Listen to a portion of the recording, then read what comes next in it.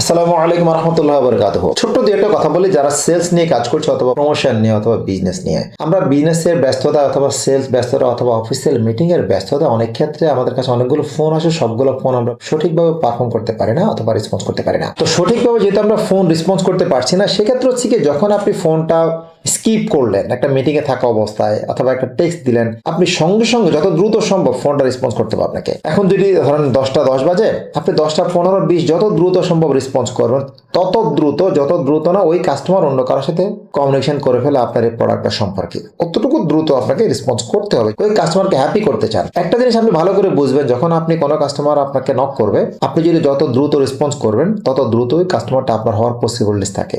আপনি আপনাকে দিয়ে বিবেচনা করেন, আপনি কাউকে নক করলেন, একটা প্রোডাক্টের প্রাইস জানতে চাইলেন, ওই ব্যক্তি আপনাকে প্রোডাক্টের প্রাইস 3 ঘন্টা পরে দিল, কিন্তু ওনাকেই আপনাকে আরেকজনের 3 মিনিট পরে দিয়ে দিল, তাহলে আপনি 3 মিনিট পরে জেনে দিলেন, ওনার সাথে লেনদেনটা করার সম্ভাবনা খুব বেড়ে যায়। সো ফোন রেসপন্স করছেন তো আপনি বিজনেস মিস করছেন।